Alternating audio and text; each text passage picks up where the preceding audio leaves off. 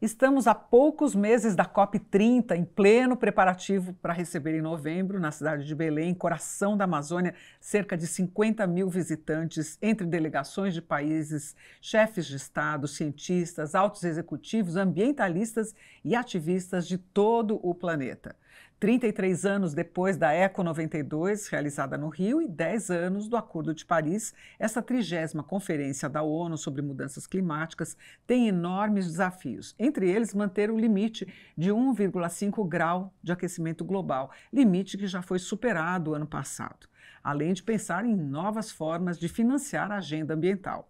Como anfitrião do encontro, a principal missão do Brasil é conseguir definir compromissos conjuntos e acelerar ações concretas à altura da urgência da crise climática que nós vivemos. Nós vamos saber como estão esses preparativos e a articulação dos vários setores com o empresário Dan Iospe, presidente do Conselho de Administração da IOSP Maxion, integrante dos conselhos de administração da WEG, da Marco Polo e da Embraer, e um dos vice-presidentes da Federação das Indústrias do Estado de São Paulo, a Fiesp.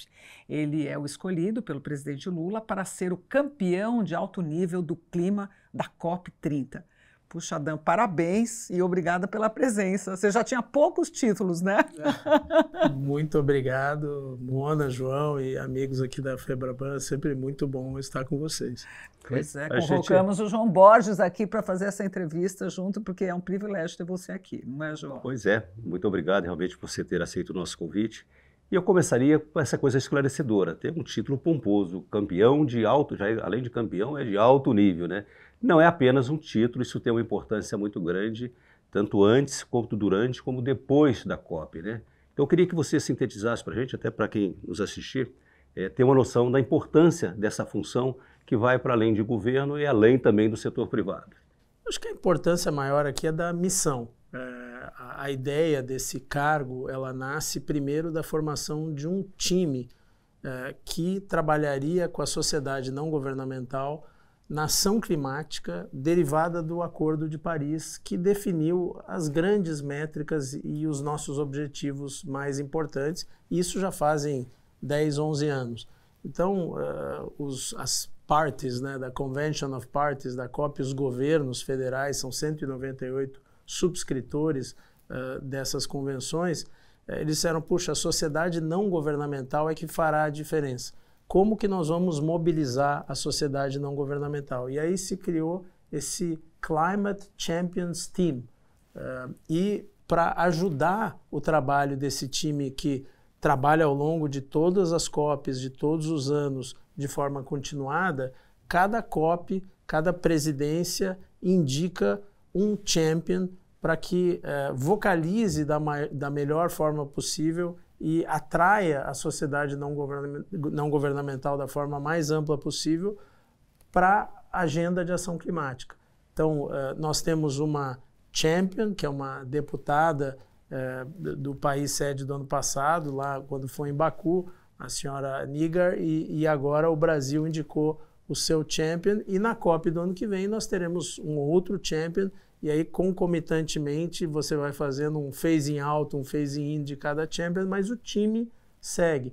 É um time muito qualificado, com especialistas nas várias áreas que são as soluções da ação climática, seja da mitigação ou da remediação e da resiliência, e é muito importante para que a gente caminhe na direção do atingimento do Acordo de Paris. A Nigar Arpadaray, essa campeã de alto nível do clima da COP de 29, que vem de Baku. Então, explicando aqui para o público em geral, são 2 anos de mandato, ela vem do ano passado, trazendo o que rolou lá em Baku, e você assume, devem estar se falando aí direto, e você continua. Mas quantas pessoas trabalham nesse time? Como é que vocês estão mapeando as soluções que você falou? Ela já deve trazer, provavelmente, documentos consolidados. Imagino que o grande trabalho é aqui no Brasil, né, esses exemplos. Tinha curiosidade de saber os bastidores.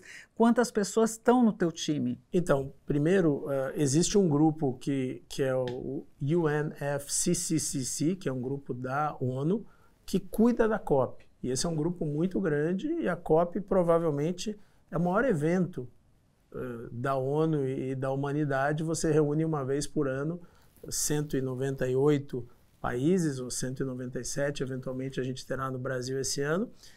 E o Climate Champions Team ele tem cerca de 80 pessoas, todos especialistas nas suas áreas. Então você tem especialistas de finanças, um grupo muito forte, você tem especialistas de biocombustíveis, de transição energética em geral, de remediação, e por aí vai, de food security, de agricultural systems, espalhado ao redor do mundo.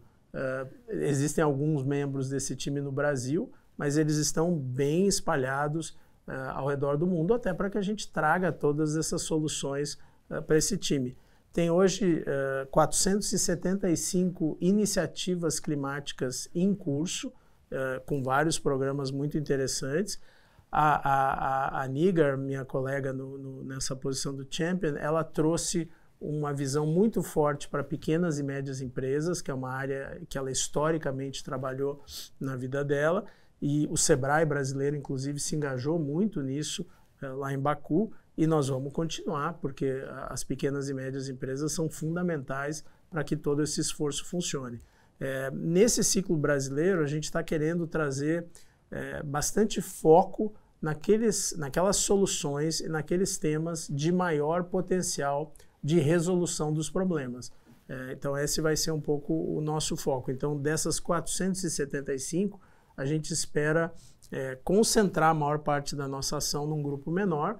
Não vamos deixar de trabalhar em nenhum dos projetos e, eventualmente, novos projetos, mas vamos tentar dar um pouco mais de foco para que os resultados, eventualmente, se acelerem e nos ajudem nesse caminho. Ou seja, a coisa ande pós o encontro, né? E a coisa tem andado, sabe, João Mona? Acho que aqui a gente tem um assunto, o copo meio cheio, meio vazio. Quer dizer, embora a gente não esteja onde deseja, muito se fez. Mas houve também uma aceleração do desenvolvimento socioeconômico no mundo nesse mesmo período, especialmente dos países em desenvolvimento, e esse padrão de desenvolvimento não é o mais sustentável que se desejaria. Então a gente agravou um pouco a questão climática na medida em que o mundo, de certa forma, avançou o seu desenvolvimento.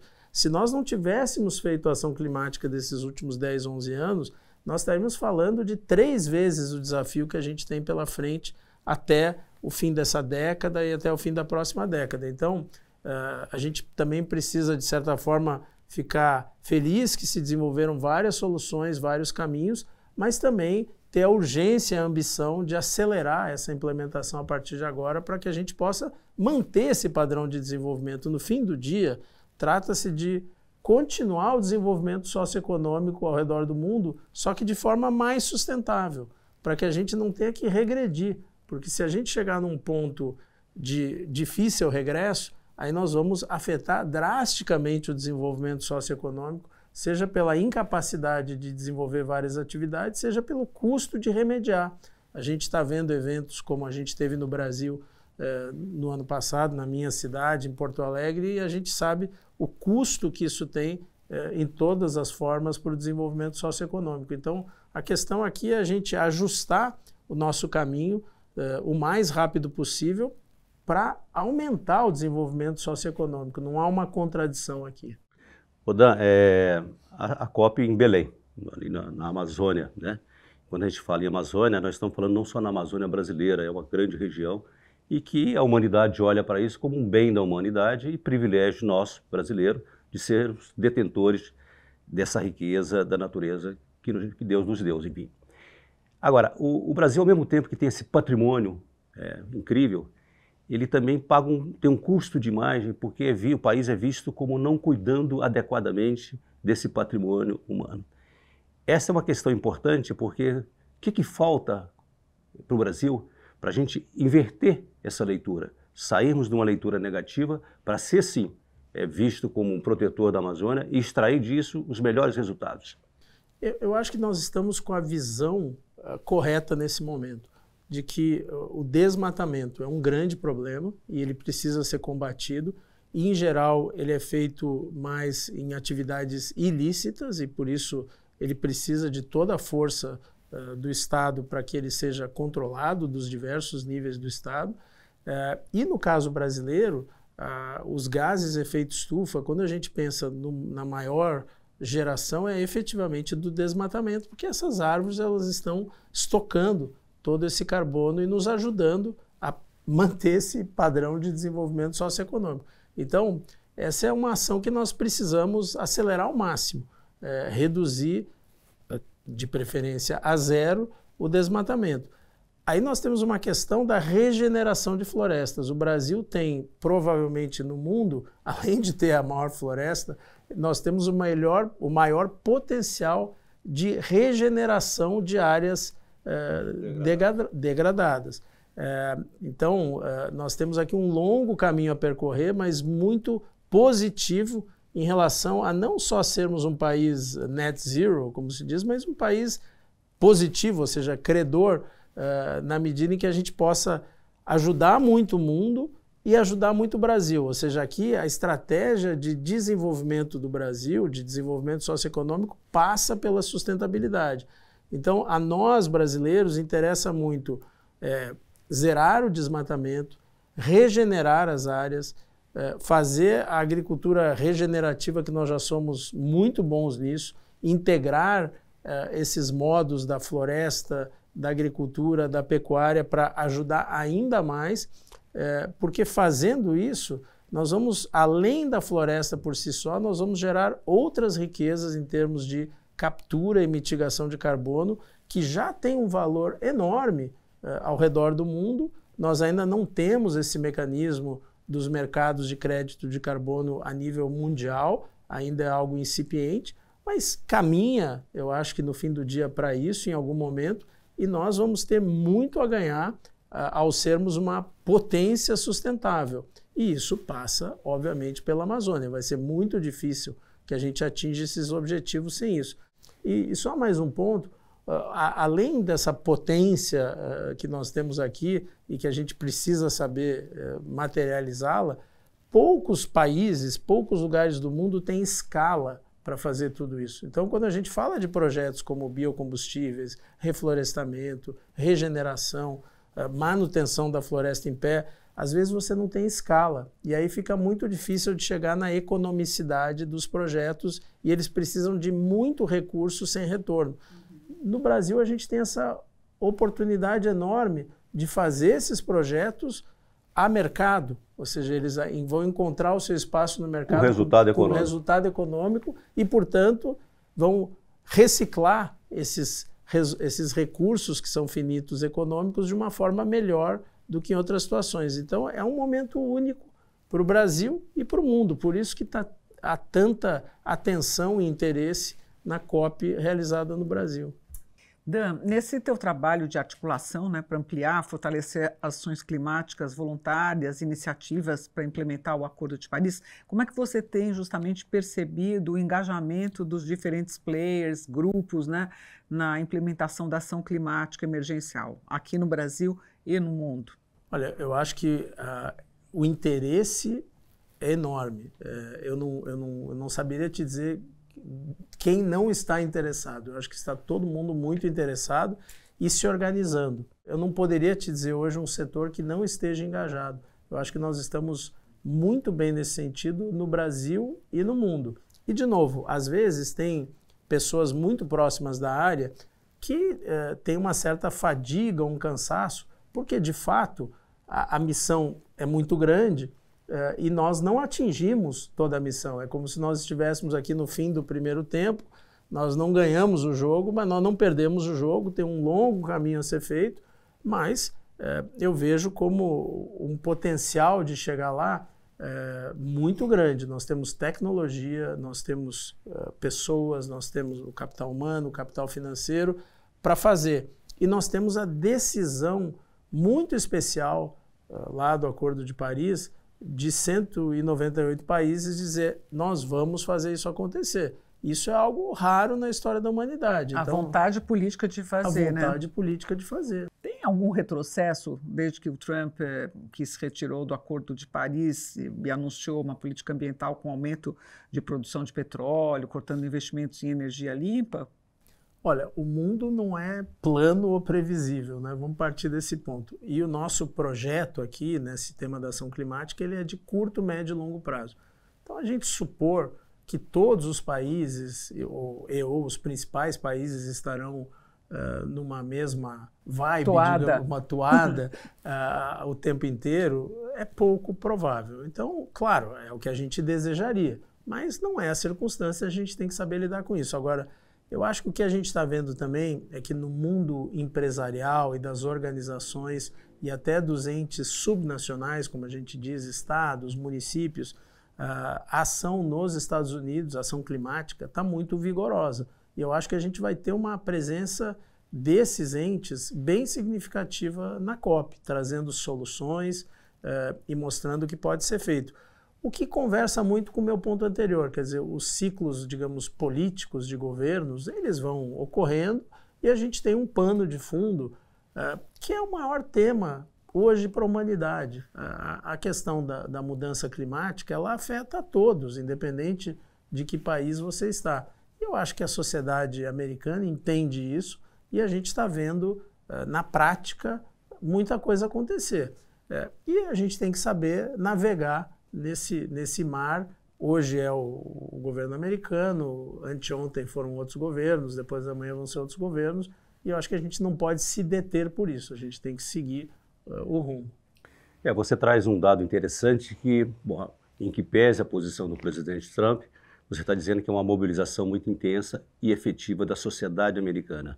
Isso traduz o sentimento da sociedade, não só lá, mas também em várias partes do mundo, se a gente quiser praticamente o mundo todo, em relação a essa questão climática.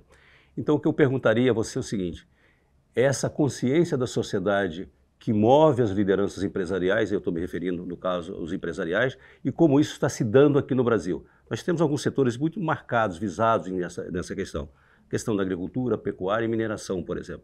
Como é que você vê a dinâmica desses setores empresariais organizados face a essa maior consciência da sociedade mundial em relação à questão climática? Eu vejo muito bem esses setores no sentido de integrar-se ao debate, estar na mesa, e esses setores têm soluções muito importantes.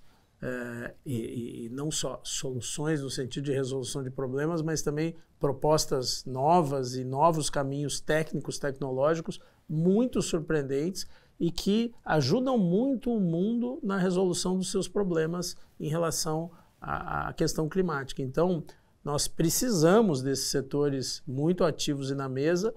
E, por outro lado, nessa visão do desenvolvimento econômico sustentável, eu acho que está ficando claro para todos esses setores que tem uma oportunidade muito grande. A questão do carbono, a economia do carbono, como até está se falando aqui no Brasil, ela tem um valor crescente e exponencial. Então, não estar dentro significa também não estar participando desse valor. Eu acho que isso está ficando muito claro e patente. Eu tenho estado em encontros com esses setores e estou bastante feliz de vê-los muito ativos e engajados. E o Brasil tem muitos exemplos para mostrar, né? Tem muita coisa boa. Bom, a COP vai ser um momento decisivo também para discutir a meta global de adaptação que define indicadores para orientar os países a adotarem medidas de adaptação à crise climática e monitorarem essa implementação. Quais são os desafios reais para que isso aconteça e qual é o papel da iniciativa privada nessa ação? Vou começar do final. O papel da iniciativa privada é a ação climática. Essencialmente avançar na ação climática. A questão das negociações é um assunto das partes, né, dos governos, e aí nós temos um super competente presidente da COP do Brasil, o embaixador André Corrêa do Lago, e toda uma equipe e pessoas de alto calibre ao redor do mundo, que eu espero que consigam fazer o melhor dentro das possibilidades do momento geopolítico que a gente vive, que não é simples no mundo. Mas do lado da sociedade não governamental, como a gente chama aqui nesse processo, nós temos toda a condição de acelerar. Nós não temos empecilhos ou temas dessa natureza que a gente deva se preocupar. Aqui a questão é mais focar nos projetos de grande relevância e ter certeza que eles avançam e botar a melhor luz sobre eles. Eu falei aqui muito de inovação, tecnologias, etc., mas nós temos alguns processos no Brasil que já vêm de longa data, por exemplo, biocombustíveis. Nós somos uma potência de biocombustíveis e nós podemos integrar melhor esse tema ao mundo. Ele é um tema que nasceu há décadas no Brasil, ele já avançou muito, segue avançando, e ele é fonte para grandes temas ainda por vir. Por exemplo, o combustível sustentável da aviação, o combustível da navegação, que está avançando também muito rápido nesse momento, o próprio hidrogênio e outras questões que a gente pode cruzar essas tecnologias. O biometano e por aí vai. Tem muita coisa acontecendo. Então, o uso da biomassa na agricultura que combina também com a ideia dos biocombustíveis. Então, nós temos aqui um arsenal positivo, como eu tenho dito, de soluções. Algumas que já têm até uma idade significativa e que a gente não comunicou tão bem como a gente poderia com o mundo. Eu espero que a COP também nos ajude a fazer isso. Vai ser uma vitrine, né, João? Exatamente, porque nós estamos entrando num subtema também importante, que é o da transição energética, que, pelo que você está narrando aí, que a gente conhece, o Brasil também tem uma posição até privilegiada e pode avançar e contribuir até para melhorar a imagem do país, como a gente estava tratando agora há pouco. O Brasil parece que não projeta com muita eficácia a tua imagem externamente, né? Eu acho que a gente teve um desenvolvimento doméstico de algumas soluções que para o Brasil são fundamentais, como é o caso do etanol, mas que elas não foram ainda tão bem usadas pelo resto do mundo. Existem algumas discussões éticas, por exemplo, a questão de food for fuel, que é um tema que eu acho que a gente poderia... Ou energia ou alimento, né? Que a gente poderia avançar, é um tema obviamente mais dos governos, mas também a sociedade não governamental está envolvida. Mas nós estamos vendo o caso dos últimos anos em que a Índia adotou o etanol na sua mistura de combustível e mudou a expectativa de uso global dessa solução, que era uma solução brasileira e que agora está no país que mais cresce no mundo, inclusive na sua produção automotiva e na sua demanda por transportes. Nós podemos ter isso em outros países que também são muito bons produtores dos ingredientes para a gente chegar no etanol, da cana ou de outros caminhos, e ter uma parcela do globo maior adotando aquilo que a gente desenvolveu aqui como soluções. Da mesma forma que a nossa agricultura regenerativa pode ser solução na África. Só para clareza, a agricultura regenerativa. São todos esses processos em que fazem um melhor uso da terra e que a gente consegue reduzir as emissões a partir desses processos. E o Brasil, por exemplo, o plantio direto é um assunto de décadas no Brasil, em que entre os agricultores, a Embrapa e outros centros de tecnologia, isso já avançou muitíssimo. E algumas dessas tecnologias não estão em lugares muito importantes do planeta. Eu dei aqui o exemplo da África, em que existe um enorme potencial para se usar esse tipo de tecnologia. Nós temos vários temas no Brasil hoje para mostrar ao mundo em que a gente faz um trabalho sustentável, responsável, que já vem dando resultado, mas que pode dar muito mais ainda. E diga-se de passagem, eu falei antes da questão da regeneração, nós estamos falando aqui de talvez regenerar florestalmente o mesmo volume de área agricultável que o Brasil abriu nos últimos 50 anos. Essa é a informação que eu recebi, por exemplo, da presidente da Embrapa.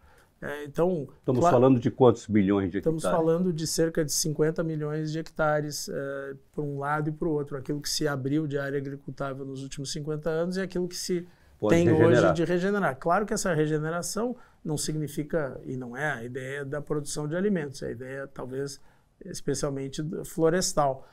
Assim deveria ser para ter o melhor impacto em termos de mitigação da questão do carbono.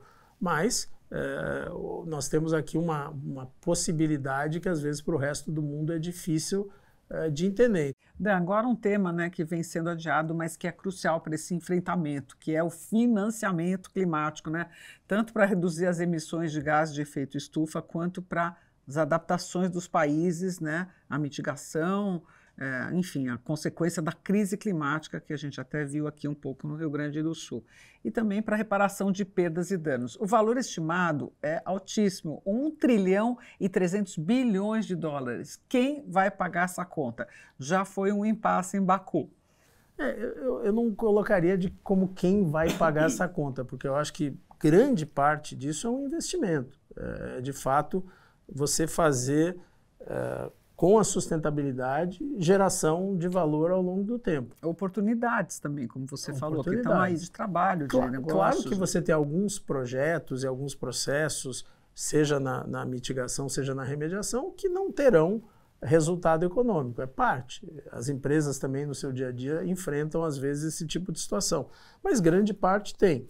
Então, eu acho que aqui a discussão que fechou em Baku era como que a gente caminha dos 300 bilhões, que aparentemente já estão mapeados, para 1,3 trilhão.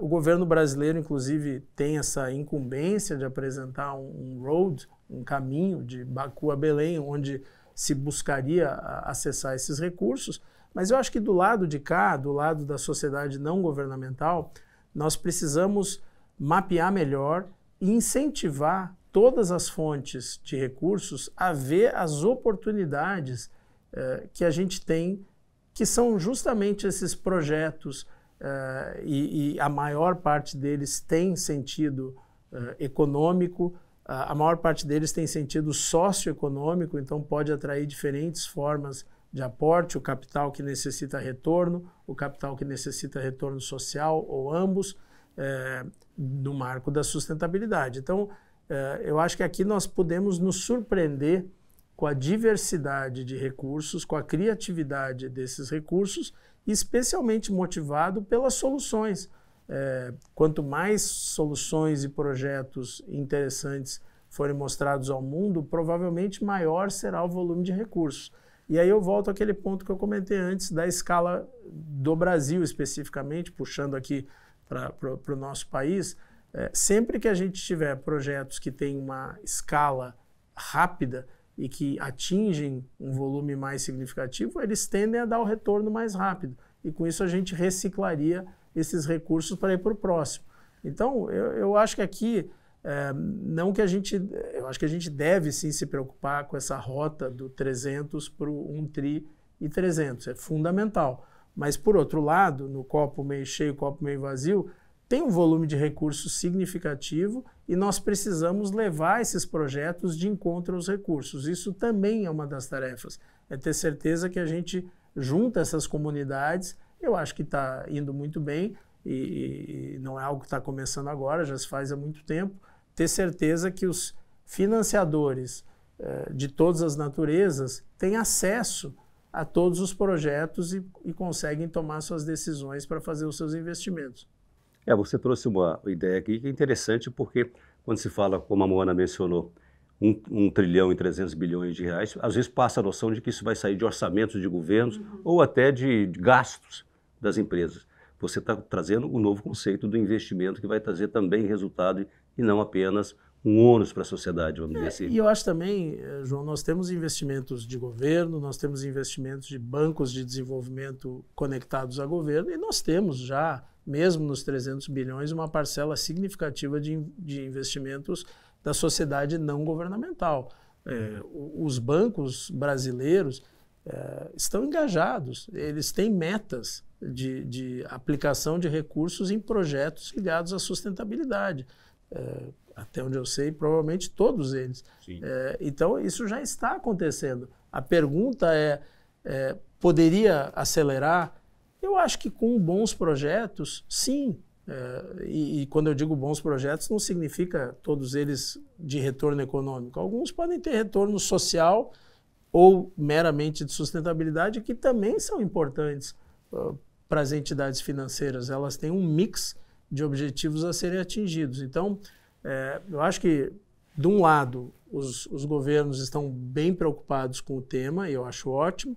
Do outro lado, vamos ter certeza de que a gente aloca todos os recursos disponíveis e busca mais alguns recursos mostrando projetos de grande atratividade nas suas vertentes. Desculpe, só mais um ponto. O tema do crédito de carbono também é um tema importante. Sim. E essa discussão, eu acho que em sendo a COP no Brasil, ela tende a ganhar força pelo que eu comentei antes. O Brasil é um potencial gerador de muita positividade no carbono. Então, este tema, ele alocaria os recursos, essa zeragem entre os que pagam e os que recebem, é também uma forma de transferência de recursos de uma outra maneira, e ela tem um potencial muito grande. E, diga-se de passagem, o Brasil talvez seja o país com maior potencial de ser o absorvedor desses recursos por ser um grande gerador de soluções de carbono.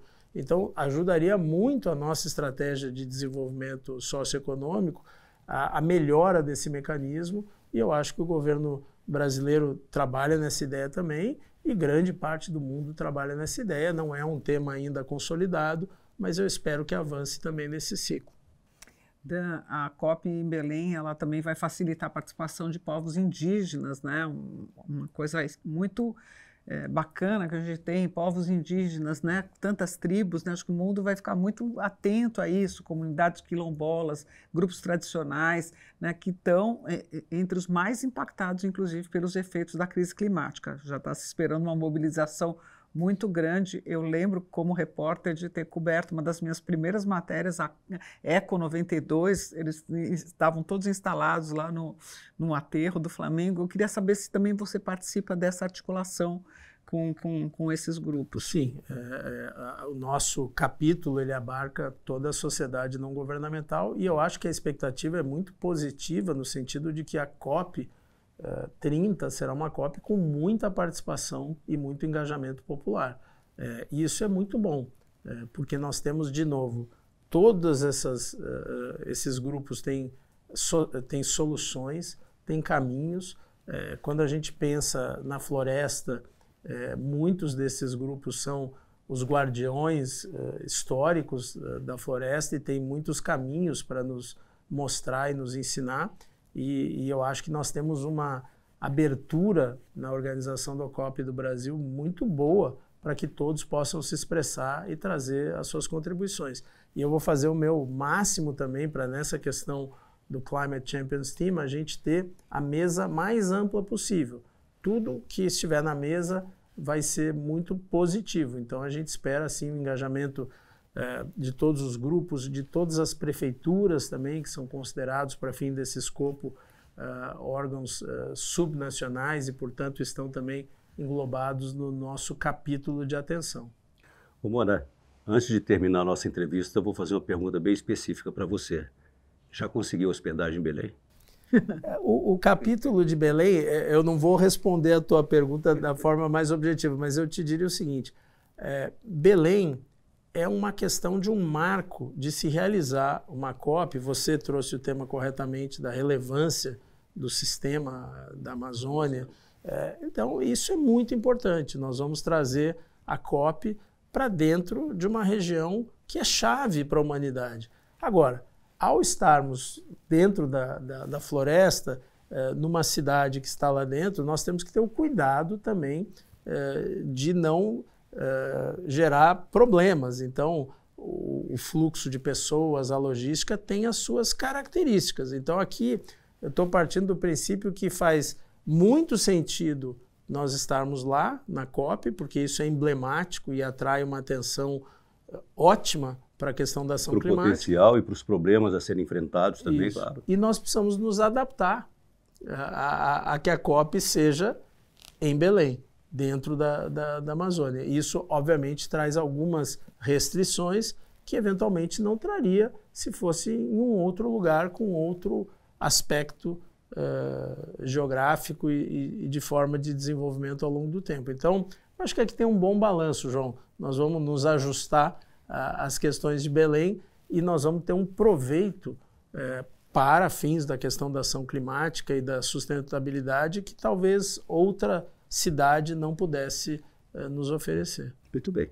Antes de terminar, João, eu queria também falar da participação dos jovens, né? O país anfitrião também escolhe um campeão de alto nível do clima. da Juventude e já foi escolhida a Marcela Oliveira, do Rio de Janeiro. Qual é o papel dela? Como é que foi essa seleção, né? Como é que ela pode engajar, fazer eu acho que os jovens estão bem sintonizados, né? Mas como é que ela pode engajar mais ainda a participação de jovens? Então, isso já tem alguns anos e eu acho que a ideia é de que uma pessoa de uma faixa etária mais nova falando com o seu grupo de referência teria um resultado mais favorável e eu pessoalmente acredito nisso. Então, eu estou muito feliz que nós já temos essa definição. No caso brasileiro, foi uma novidade, se fez um edital. Se não me engano, cerca de 160 pessoas se candidataram para essa posição. O governo brasileiro fez um processo seletivo e elegeu a sua campeã da juventude e acho que ela vai nos ajudar muito. Diga-se de passagem, também a presidência da COP brasileira nomeou recentemente 30 enviados especiais, que são pessoas muito conectadas a todos os temas que a gente tratou aqui, pessoas de fora do Brasil e majoritariamente pessoas do Brasil, muitas muito conhecidas de todos nós, e que vão também ajudar nessa tarefa de avançar com a agenda da ação climática. O embaixador André Corrêa do Lago, nosso presidente aqui da COP, ele diz que essa é uma COP de implementação, em que nós precisamos implementar tudo que já se falou ao longo do tempo, acelerar essa implementação. Então, quanto mais cérebros, braços e vozes a gente tiver nesse caminho, muito melhor. Bom, eu acho que a gente poderia terminar, não sei se você quer dar uma mensagem final, o João sempre gosta, né, de pedir para os nossos convidados, né? Não, eu queria primeiro agradecer mais uma vez a possibilidade, o espaço e os bancos, o sistema financeiro, a gente já falou isso, são fundamentais e estão na mesa, estão muito ativos e a gente espera que estejam cada vez mais e que a gente possa entusiasmá-los também a aumentar o seu interesse nessas soluções, que já é grande, mas quem sabe a gente possa até aumentar isso e isso seria muito bom para o Brasil e para o mundo. Nós estaremos lá com o espaço junto com a Conseg, o Febraban, você vai ser convidado para falar, o embaixador. Estaremos firme e forte acompanhando as discussões sobre essa agenda. Nos veremos lá com certeza. Muito obrigado. Bom, quem vê a conferência acontecendo nem imagina o imenso trabalho de mobilização e de articulação que está por trás para garantir o sucesso, né, desse encontro, né, e um pouco desses bastidores a gente ficou sabendo nesse podcast. A expectativa para a COP30 é muito grande. Então, nós agradecemos mais uma vez aqui ao Dan IOSP, presidente do Conselho de Administração da IOSP Maxion, integrante dos conselhos de administração da WEG, da Marco Polo, da Embraer e um dos vice-presidentes da Fiesp. E o campeão de alto nível do clima da COP30. Agradeço também ao João Borges pela participação aqui conosco e agradeço principalmente a você, internauta, que sempre nos prestigia com sua audiência. Eu sou Mona Dorf, diretora adjunta de mídias sociais da Febraban e te espero na próxima. Até lá!